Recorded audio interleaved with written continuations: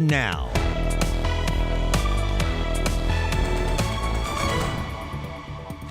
It has been determined that some personal information and personal health information has been accessed. The government confirms that hackers took patient and employee information during the cyber attack, including patient records and employee social insurance numbers. Well, a developing area of low pressure means a stormy Remembrance Day for a good chunk of the province. CBC Investigates takes to the sky to give us a bird's eye view of what's going on inside of the Come By Chance oil refinery, and it is not pretty. Good evening and welcome to Here and Now. I'm Anthony Germain. And I'm Carolyn Stokes. Well, we now know the people behind the cyber attack targeting Newfoundland and Labrador's health system have accessed patient and employee information. So just what have they accessed and what should you be concerned about? Here and Now's Peter Cowan was at the news conference that ended less than an hour ago. So Peter, what can you tell us?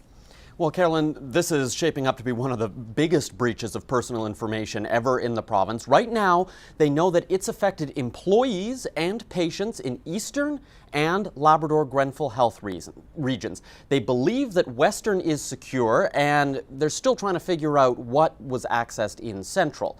So let's take a look at, first of all, for employees. Here's what hackers were able to access. It includes the names, addresses, contact information, social insurance numbers.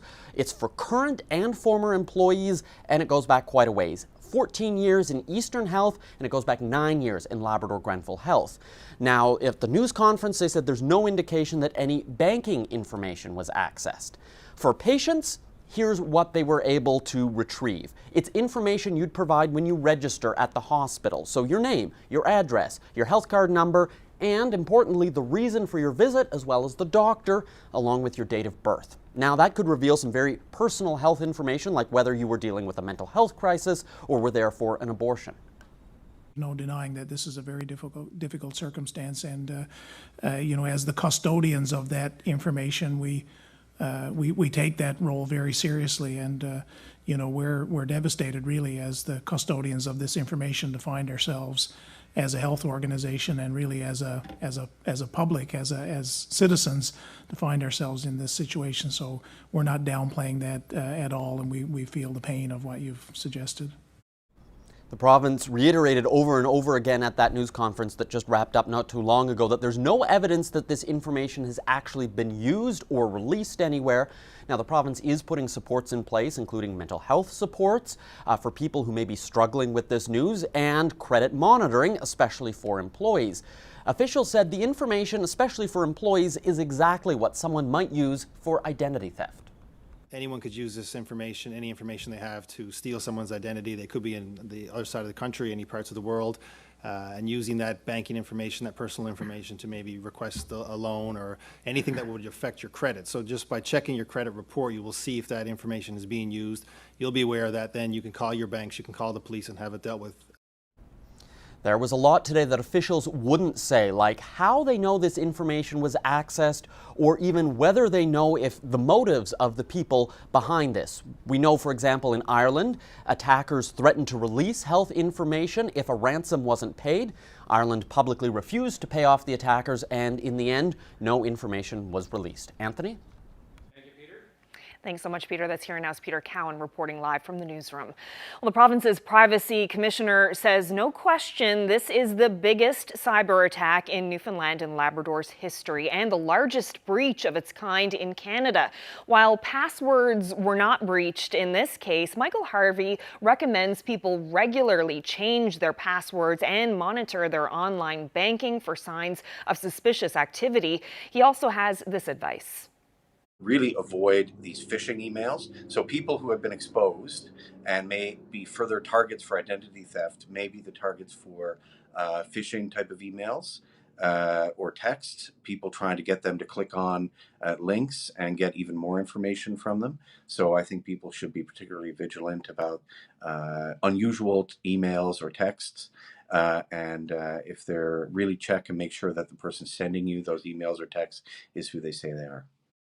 And we'll have more of that conversation with the Privacy Commissioner coming up in about 20 minutes on Here and Now, including who he believes to be most at risk. Shifting to COVID news now, the town of Little Bay near Springdale has closed its town hall following the confirmation of COVID-19 in that area. Mayor Phyllis Dobbin-Sims told CBC that the town always closes its public building if there are cases anywhere in the region, since many town residents work in so many of the neighboring communities. Indian River Academy in Springdale sent an email to parents yesterday about a positive case connected to the school. The email says those deemed close contacts of a positive case will be contacted by public health. In the meantime, Central Health has also released a potential COVID-19 exposure notice. It's asking anyone who was at the Foodland grocery store in Springdale between noon and 1:15 on October the 26th, you should get a COVID-19 test arranged.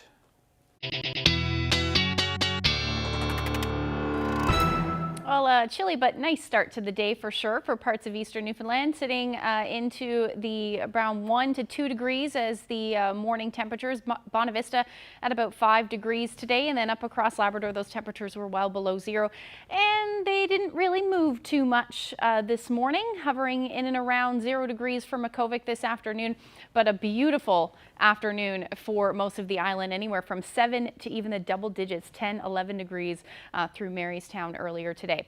So what we have on the go, area of low pressure to the north, that's sparking some flurries and showers up across most of Labrador, and then some cloud cover moving in for the west coast, and that will be the showers as we head through the evening hours tonight.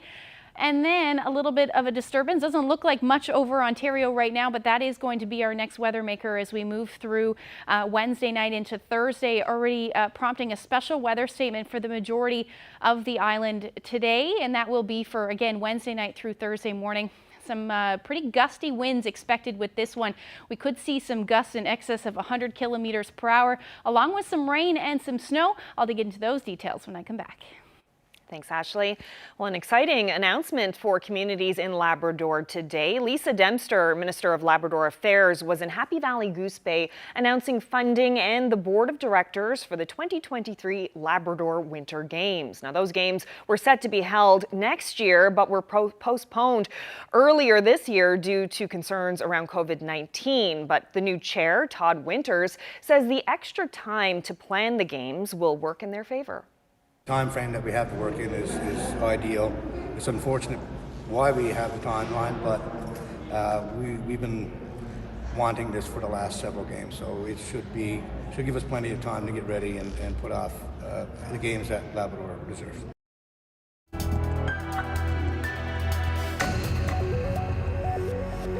Tonight on CBC Investigates, we take you near the edge of Placentia Bay, where the Come By Chance oil refinery is located.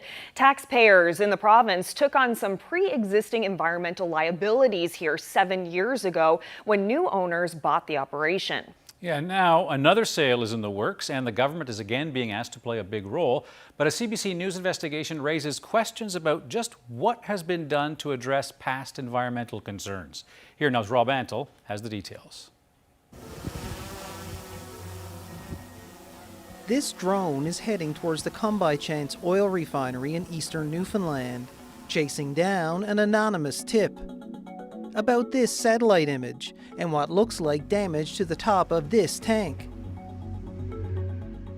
A picture that comes into clear focus, the roof partially collapsed, debris inside, embedded in what appears to be some kind of dark product at the bottom. Oh my. Oh. That's bad. Okay, so now I'm much more concerned.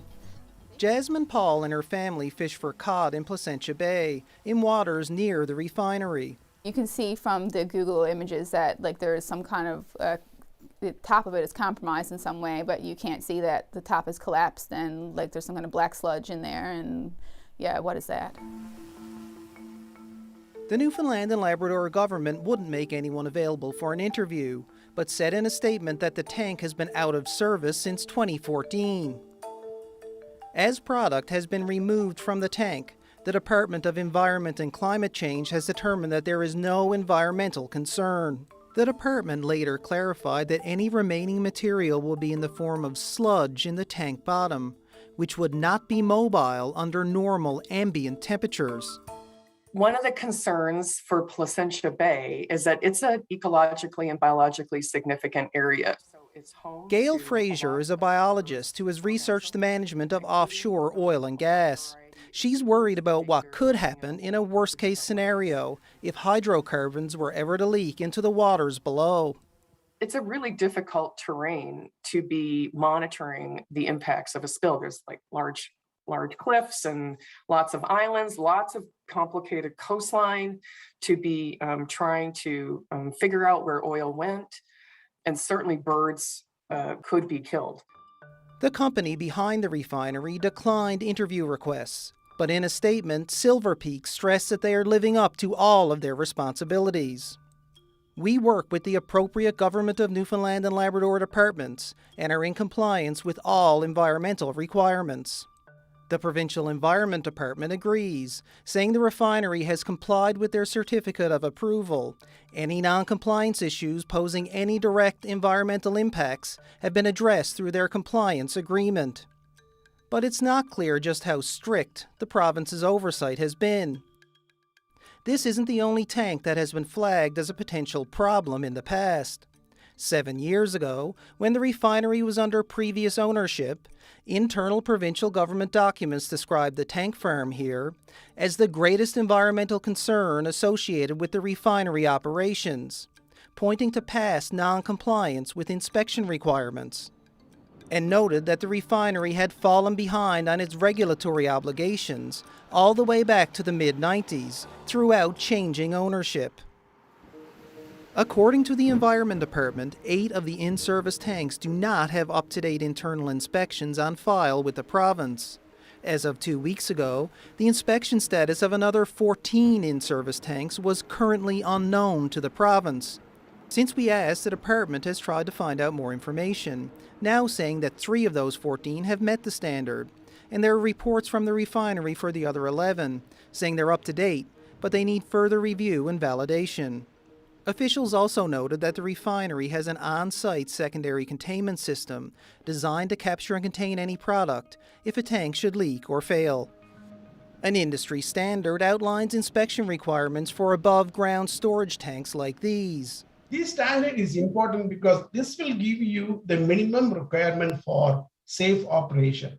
Jacob Mutu is an assistant professor in the Petroleum Systems Engineering program at the University of Regina.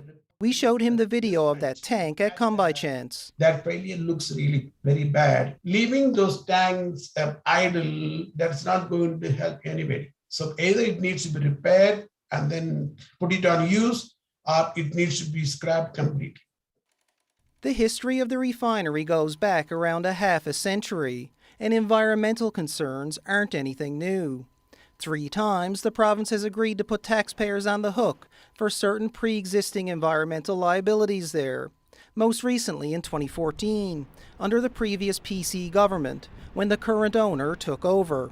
We had a choice to make as a government, I guess, to accept some of these liabilities, or the refinery would likely shut down and 600 men and women will be out of work. So we feel it's a good decision for the refinery and the asset for the province. It's great for the employees, and we're comfortable with the liabilities. A deadline was set to quickly figure out the overall scope of any issues. A deadline still not met. A report on potential environmental liabilities at the Come By Chance oil refinery has been overdue for years. The provincial government now says information in that report won't be released publicly when it's done. And the refinery is on the market again. A deal may be imminent. The now Liberal government has been asked to extend that environmental indemnity and possibly make some changes to it. To date, the details under wraps. These comments from more than 2 months ago. Well, again, without putting myself in the trouble here, the environment is a component of any deal of this nature when we're talking about resources. So that's one part. I can't get into too much, but let's just say that, obviously we're cognizant of what is there, what the liabilities are, and, we have to keep an eye on this. So that's just one component that the province would have an interest in. The province won't say what role the tank firm could have in any future agreement. For Jasmine Paul, the fishing season is over, and it's time to get ready for winter. She's from the community and understands the economic importance of the refinery, but says it shouldn't be the only priority. If the province is going to continue to support the refinery to keep jobs, then we also need to make sure that we're thinking about the future and the environment as well. Rob Antle, CBC News, Come By Chance.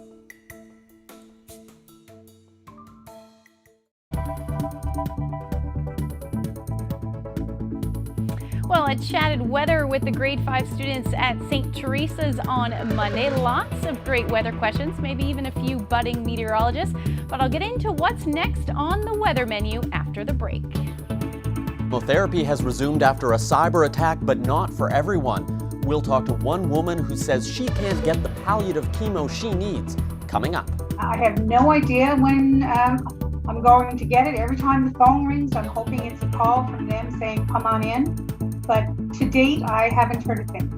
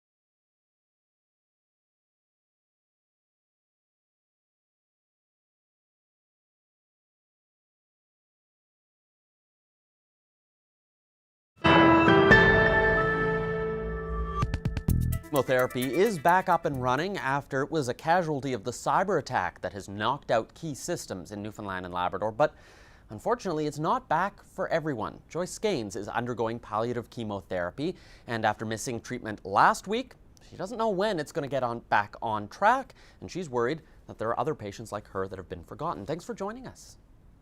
Thank you for the opportunity. So your chemotherapy is palliative. What exactly does that mean? Palliative chemotherapy is given to those whose cancers can't be cured. So they give the palliative chemotherapy to prolong your life for as long as possible. The chemotherapy therapy will work, hopefully will work. In many cases it does.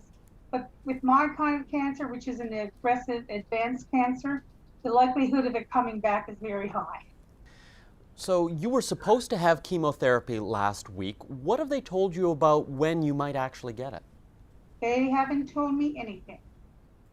There's no communicate. The lack of communications is really disturbing. I have no idea when I'm going to get it. Every time the phone rings, I'm hoping it's a call from them saying, come on in.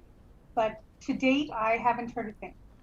And how important are these chemotherapy treatments for you? Well, for me, very important. Like I said, I'm considered terminal, so there's no cure. So I have to do whatever I can to keep it at bay and keep it from spreading any further. I had 3 chemo sessions. I started in August, and my biomarkers were really high. After the first treatment, it went down by 50%, over 50%. The second treatment, it went down over 50% again. And of course, I never received the results from the third treatment because all this happened. I would have got my third treatment results last Thursday, but unfortunately I wasn't in. So the chemo seems to be, I'm responding really well to the chemo, which is exciting given the high number of my counts. But now I'm afraid that by not having this treatment or having it delayed, I'm afraid I'm going to slip back again because, like I said, the treatment is really, the cancer is really aggressive and spreads quickly. So what have you been told about why you weren't in that group that is considered a priority to get it right away? You know, I did manage to speak with somebody, and they said the treatments were based on clinical priority. And when I asked her what clinical priority meant, I couldn't really get a clear answer. It was some rambling on, some talk about new patients, and some talks about types of cancer. I assume like Hodgkin's, non-Hodgkin's types that could be managed and cured. And when I mentioned my type and me being terminal, I never received any answer to that. So I'm unclear what their policy is. I'd really like to know what their clinical priorities are based on. Nobody seems to know. How hard is it for you waiting and not knowing when you're going to get that next treatment? Extremely hard, not just for me, but for my family as well. I mean, you know that this cancer is inside you, and you know there's nothing being done about it. And, you know, as far as I know, it could be spreading really fast again.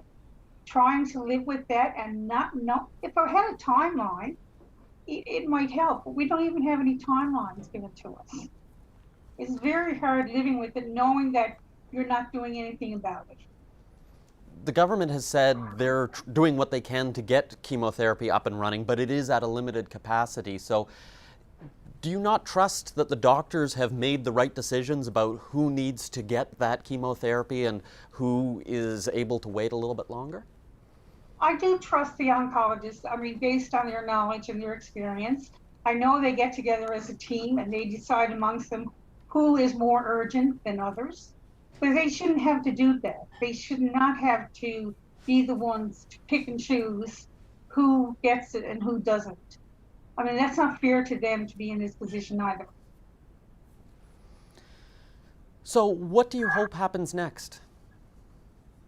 I'm hoping that they add more people, more staff, so that they could double the numbers of chemotherapy. I mean, if you can do 6 in a day, if you had more people, then I would think you could do 12 in a day. I know there's delays in the lab, you know, mixing the chemo, medicine and blood work and all that. But if you could do 6, then with double the people, why can't you do 12? I'm hoping that they will increase the staff and the timeline, the processes so that they could do more. Well, I hope you're able to get your chemotherapy and good luck. Thank you very much. Now, we did get a response from Eastern Health about Joyce's situation. We asked David Diamond at the Cyber Attack News Conference how chemo patients are being prioritized and what resources are being put in place to ensure that chemotherapy patients can receive their treatments. Now, he won't speak about personal cases, but he did explain how Eastern Health is trying to prioritize cancer patients. We've actually, since last Thursday, been able to do chemotherapy. We found some workarounds, and as systems have come back, we've been able to do quite a bit of cancer care. We've had all of the resources of the cancer care program available through the weekend, working into the evening, we will continue to put whatever resources are required to catch up. And so cancer care has been one of several priority areas as systems come back on.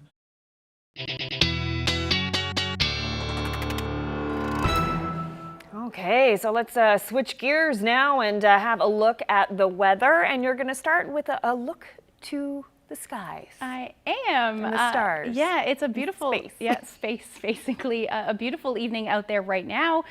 We saw lots of sunshine this afternoon. Let's just take a look at that quickly. We'll jump right into it. So something pretty cool just shared with me on Twitter. Shannon Cousins captured this. As you can see with those clear skies, Jupiter, Saturn, the Moon, and Venus are all in a row. So there's Jupiter, Saturn, the Moon, and Venus. So if you go look in the southern sky right now, you can see that, which is pretty cool. We don't often see that happen, and it's nice that we've got some clear skies to be able to see it. And if you are heading out, a beautiful evening right now, a little cool though, 3 degrees in St. John's at the moment. As you head towards central, those temperatures are a tad warmer, 6-7 degrees, even warmer as you head towards Deer Lake and Stephenville, hovering around 9 degrees right now. Across most of the Big Land, your temperatures are hovering around 0, except in Happy Valley, Goose Bay, a couple of degrees above. So what we have going on right now is area of low pressure to the north. We are seeing some flurries with that one, and then all that cloud cover is swinging across western areas of the island.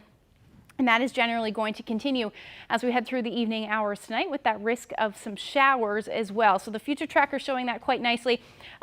Looks like some snow to start tonight for areas along the coast, but then as that system continues to track a little bit further east, we are going to see that transition to likely some rain at times, certainly along the straight and extreme southeastern portions of Labrador, but even further north towards Cartwright, you may even see the potential to change over to rain, or at least ending as some showers overnight tonight. And then a few showers possible along the west coast as well. That will likely end, but the rest of the island looking at a fairly nice night tonight. Not a whole lot on the go with partly cloudy skies. The winds will be out of the west, about 20 to 40 kilometers per hour with those single-digit temperatures, so we'll lose another degree or two for St. John's, and otherwise between 2 to 5 degrees for the rest of the island. Winds will be out of the west, about 30 to 50 kilometers per hour for you along the west coast. And then gusty winds as well for a good chunk of the northern and western portion of the Big Land, with those winds gusting between 40, even 60 kilometers per hour tonight. So certainly going to feel a lot colder than -4 in Lab City overnight tonight. Now, as we head through the day tomorrow, not a whole lot happening. However, across the island, those the clouds will be on the increase, and that's ahead of our next weather maker moving in. Even tomorrow night, we'll start to see some of the effects of that. But up across Labrador, just looking at that chance of flurries lingering into the afternoon for the most part. Not going to see too much in the way of accumulation, maybe a couple of centimeters, but overall, just some flurries through the day. Even a few peaks of sun certainly possible. And then there's the first part of that system that's going to move in. Wednesday night, we should already start to see some showers, and then eventually we could even see that transition to snow as we get into further inland areas and in those higher elevations as we get into Thursday morning, even into the afternoon on Thursday as well. So as far as forecast goes for tomorrow, you're looking at temperatures a little cooler than today, 8 degrees. And again, nice start. It'll be a sunny start to the day, but we are going to see those clouds on the increase. The winds will be a little breezy in the morning, about 20 to 40 kilometers per hour, and then that will actually end. The winds will die down as we get into the afternoon. 7, 8, 9 degrees through central, some cloudy periods possible for you as well. Harbor Breton, same thing. And then for the west coast, you're still looking at that chance of showers. This will be later on in the day, but that risk will move in. The winds will be brisk in the morning, and again, they will ease as the day goes on. And then for the northern peninsula, you're still looking at some sunshine, likely south of the strait. You'll see a little bit more in the way of cloudy periods through the afternoon. 6 degrees for Port au Choix. 5 in St. Anthony, and then southeastern Labrador. Again, some showers to start, but you will actually see some sunshine as well. Those winds will stay brisk through the day, about 30 to 50 kilometers per hour. As you head towards Happy Valley, Goose Bay, still looking at that chance of flurries. 3 degrees through the afternoon, -2 in Lab City. A few peaks of sun, certainly not out of the question for you. And then for Nain, you're looking at a temperature hovering in and around 0 and some pretty nice conditions. So that's a look at tomorrow's forecast. Again, we're looking at a pretty stormy Remembrance Day. I'll get into some of those details when I come back.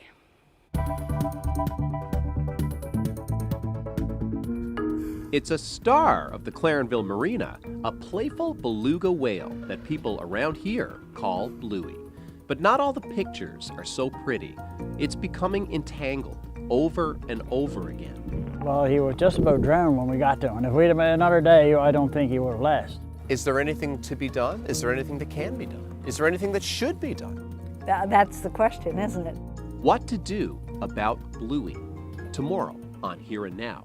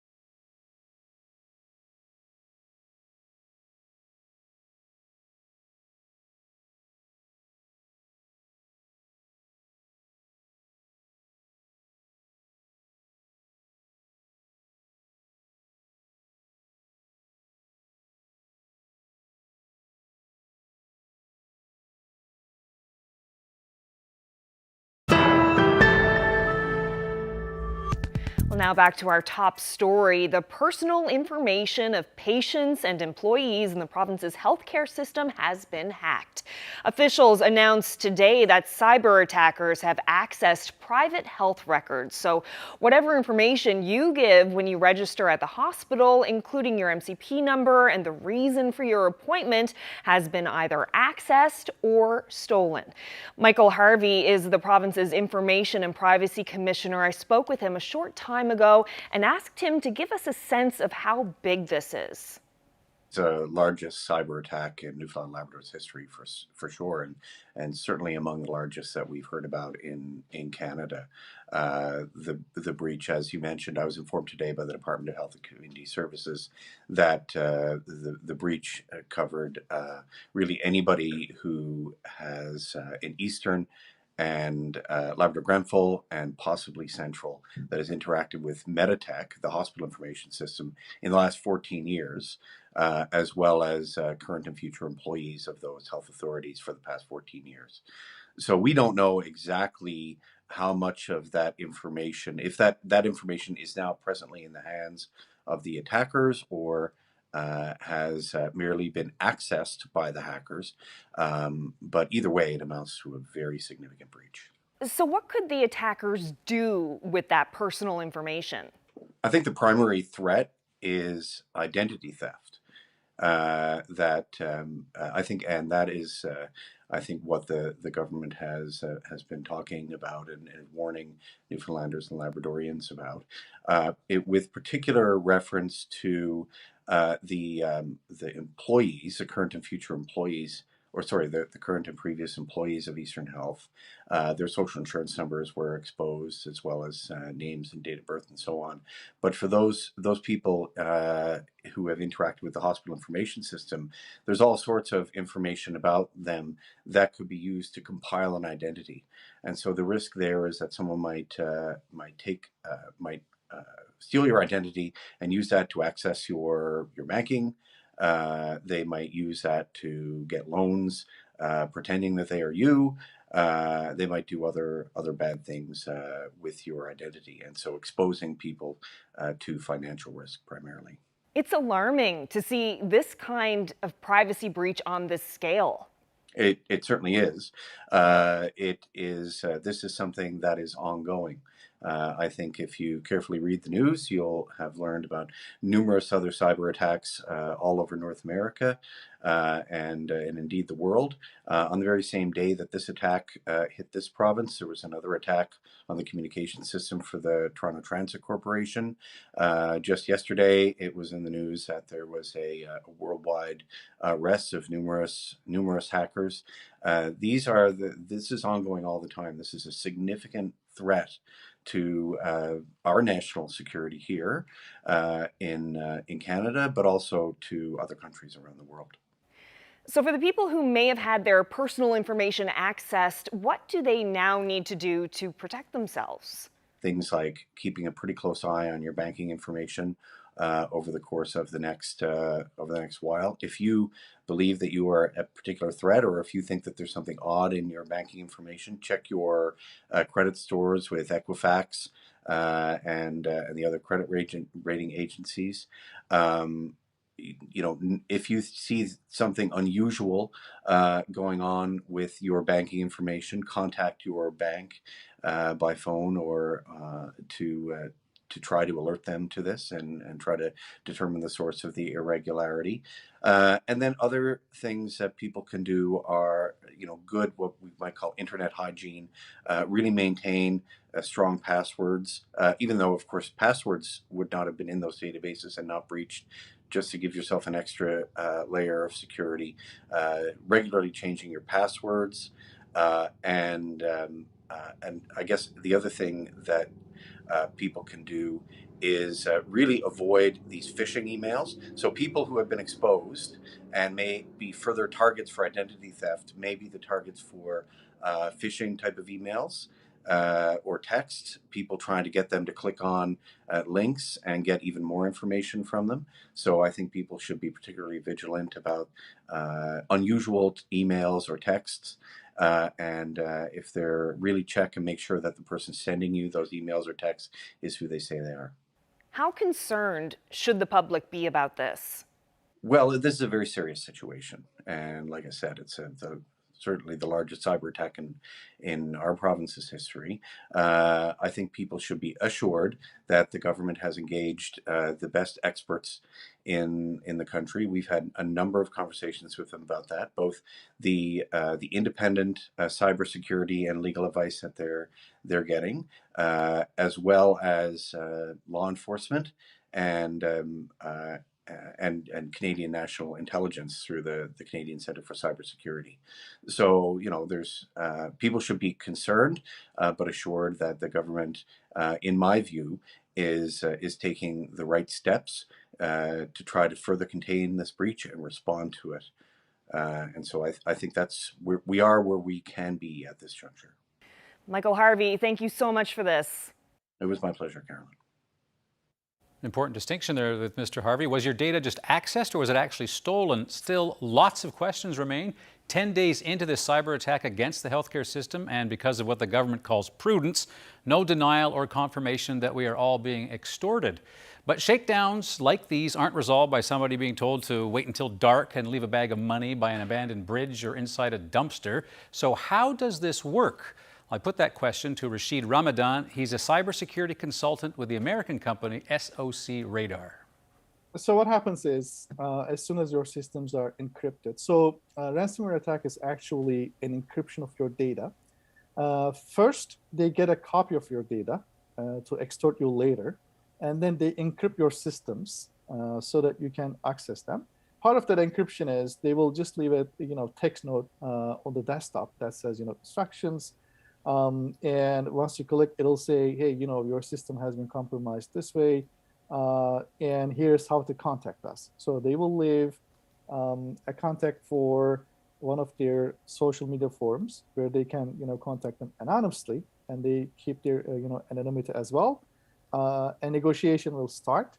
And we have seen some interesting examples of these negotiations as well, like failed negotiations, good negotiations, companies begging, hey, we don't have a lot of money, you don't know what you're asking for, and the other side is forcing their way. So that is the ransom note. Like, this is how to contact us, basically leaving the customer service number, so to speak, except it's not a number that you call. It's just a, an email. Not even an email. It's a chat platform. Like a messenger platform that are populated with hackers. Right. Let me ask you this as a final question. Here in the province, I think there's a sense that Newfoundland and Labrador is a victim in this attack, but there are also questions about why we were not better prepared for something like this. From your area of expertise, when it comes to government departments, corporations, how well understood is the seriousness of these kinds of threats? What we are seeing is, unfortunately, our mindset as a society is not catching up with the technology yet. So thinking in all of us is that, what is a hacker to do with us? What am I, NSA, that I would have something in deep and dark web sold about me, right? So what we are seeing as victims is a wide variety of organizations, not just, big organizations with big names. Anybody is now a target. And the reason is, we are focusing on our business operations, but at the same time, now there are a lot of cyber risks just because we are all connected to the internet. So that's where we're lacking protection and mindset. And by the way, it's not really an expensive, resources required for this either. I think it's initially a cyber-aware mindset that is required, and there are a lot of safe practices that could protect these organizations against these attacks, because it's really not a hoodie that we've seen in the movies, hacking-related movies, doing something nefarious like numbers crunching in the background. It's usually a low-hanging fruit, really, honestly, in most of these attacks. Let me finish with this one interesting example. This summer, we were choked in Virginia because of the Colonial Pipeline attack. And you know how that attack happened? The company had a VPN appliance, like a VPN login page for their billing employees.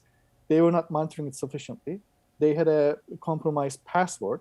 Somebody tried that password and it worked and they got in. So all that attack happened with that simple step. It wasn't really, yeah.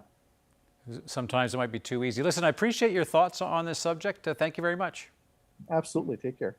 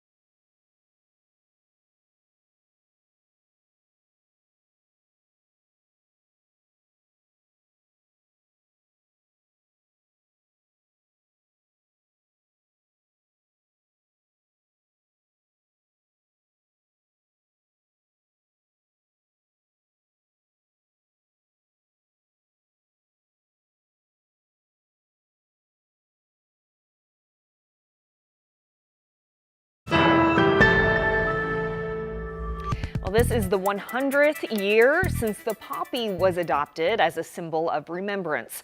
And across Canada, we're seeing people honor the poppy in different ways. An Edmonton artist has been hard at work for weeks hand-making beaded poppies. Each one is unique. She says they honor her great-grandfather and his 9 brothers who went to war for Canada. And in Prince Edward Island, a woman has crocheted hundreds of poppies for Remembrance Day. She started making them in January, sometimes crocheting 10 per day. She's made 260 so far, attaching them to a banner which will be displayed at her local cenotaph.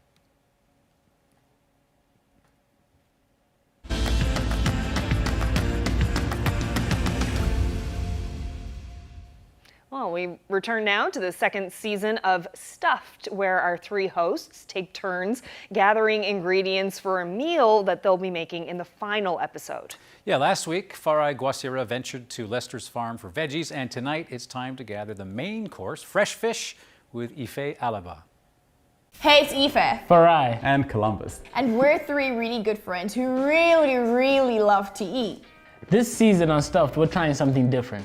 We're gonna go out and make a meal from food that we source from the environment around us. Aoife is going cod jigging. Meanwhile, Columbus is going to go into the woods to forage. And Farai over here is going to go pick some vegetables at the farm. And at the end of it all, we're going to come together and make a meal out of it. Let's get stuffed!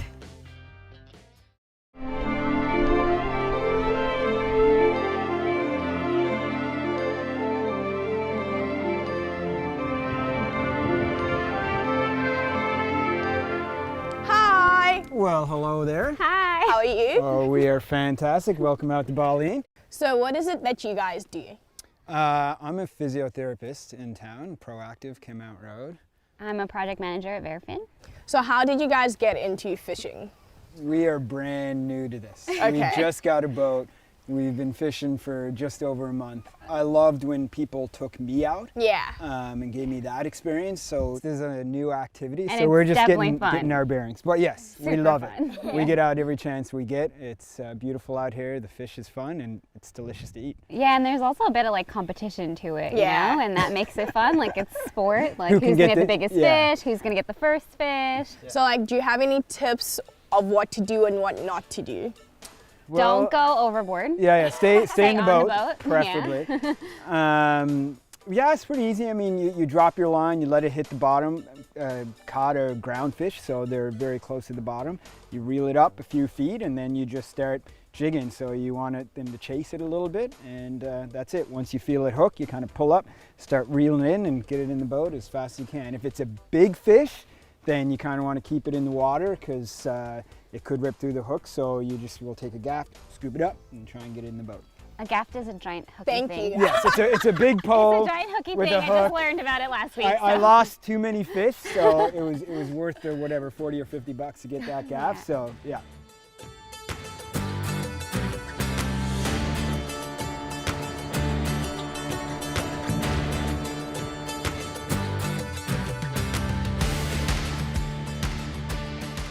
You want to pull this back?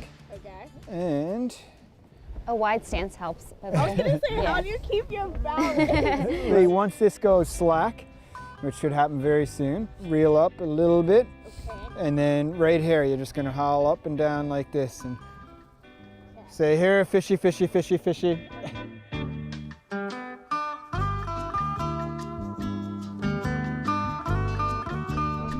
There you go, you got him. It's so big!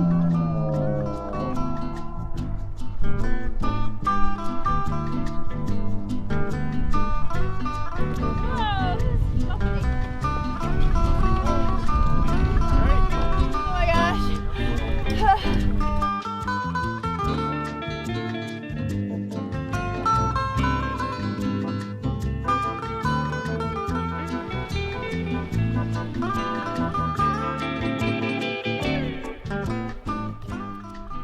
So that was fun. It really was. That was probably one of the best experiences. Oh, really? We're so Yeah. happy to hear that. Well, I mean, how many fish did you catch today? A lot. Well, how- obviously way more than you guys. Yeah. Beginner's luck. We let you catch them. Yeah. Sure, whatever makes you sleep at night.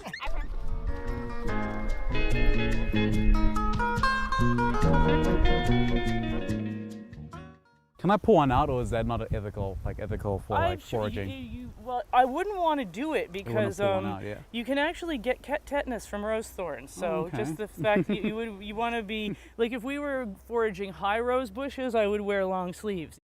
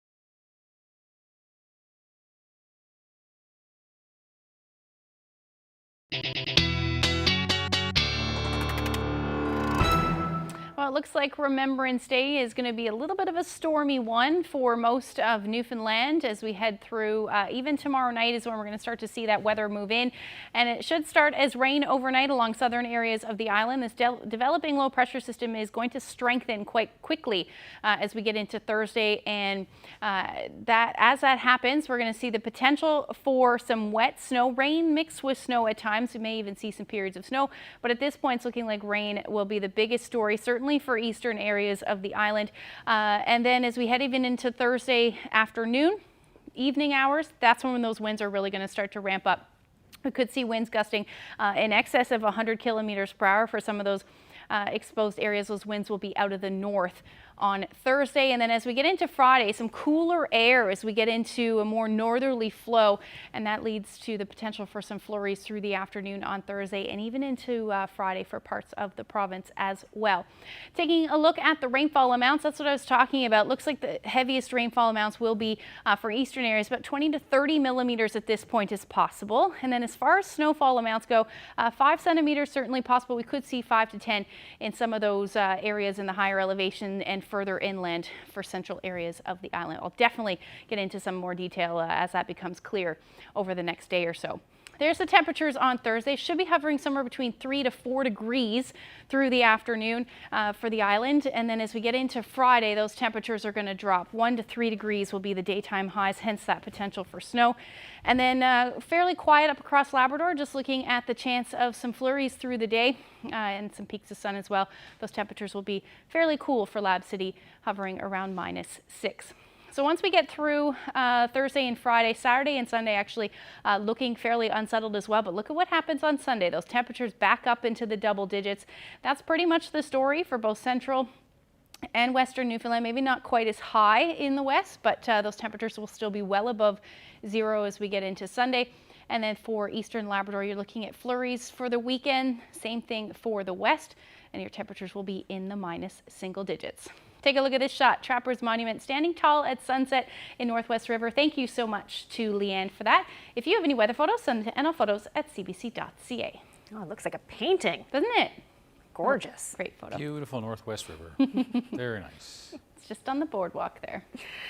Well, that's it for us tonight. Lots more to talk about in the coming days, I'm sure, about the cyber attack and what it all means. Definitely more to follow on that story. As the Premier said, days, weeks, who knows? Maybe as with the Irish, months. Let's hope not. Anyway, we'll see you tomorrow. Good night. Good night.